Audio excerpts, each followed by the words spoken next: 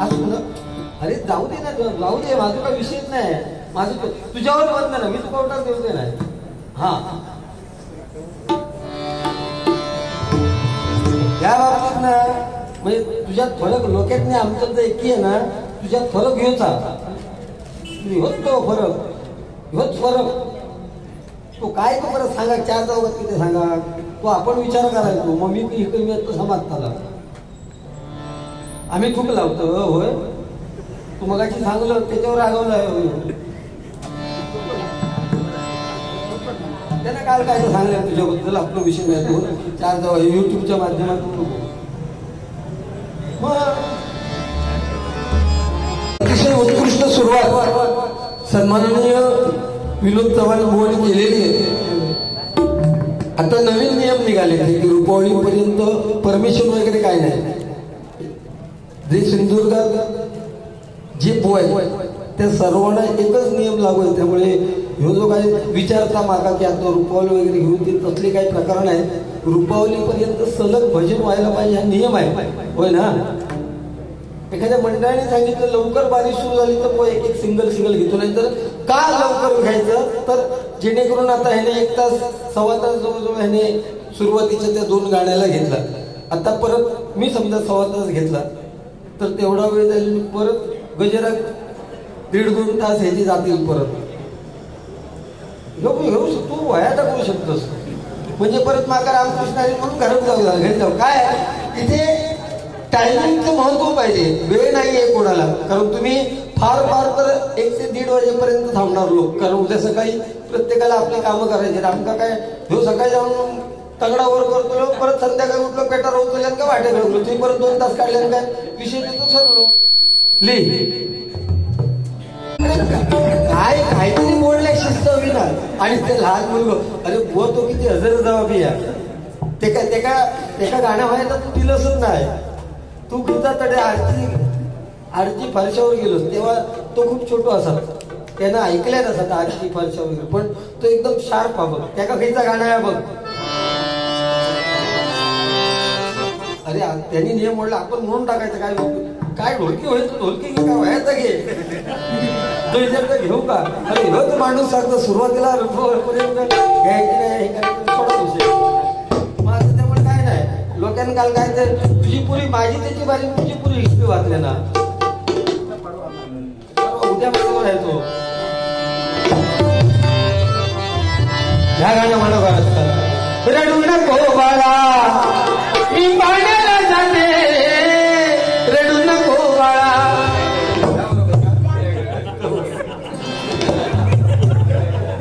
काय नाव तुझं सोने? नंदेश खोबरेकर. यश नंदेश खोबरेकर.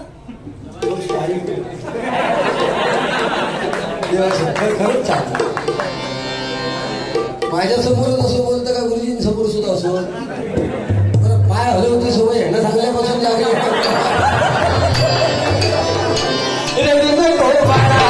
मी पाण्याला जाते, पाण्याला जाते.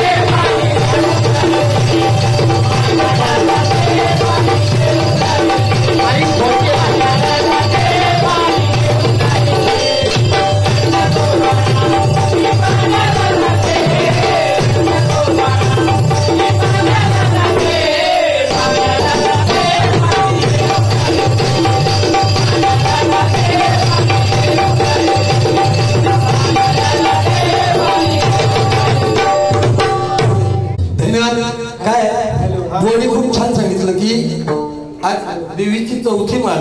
बरेच विषय घेतले बुवा, ते विषय क्लिअर करून पुढे जाते. एक लक्षात घ्या, विनोद चव्हाण बुवा म्हणजे जेव्हा ज्याच्यासमोर बारी करताना विनोद तुझे गुण घेण्यासारखं की जो बुवा ज्या पद्धतीत बारी करतात त्या पद्धतीत त्या बुवाचा अगोदर सांगून टाकण्याचा प्रकार हल्ली तू जास्त केलंस. म्हणजे तू स्वतःची जी लाज जर स्वतःच बाळगत असतील तर सांगते. तुका वाटलं की मी आज त्या कुष्मांडा देवीबद्दल वगैरे माहिती सांगितली. तू आता जी माहिती सांगितली कुष्मांडा देवीची किंवा त्या देवीने, आणि बायका साडी बदलतं 9 रंगाची 9 साडी का बदलण्याची वेळ आली.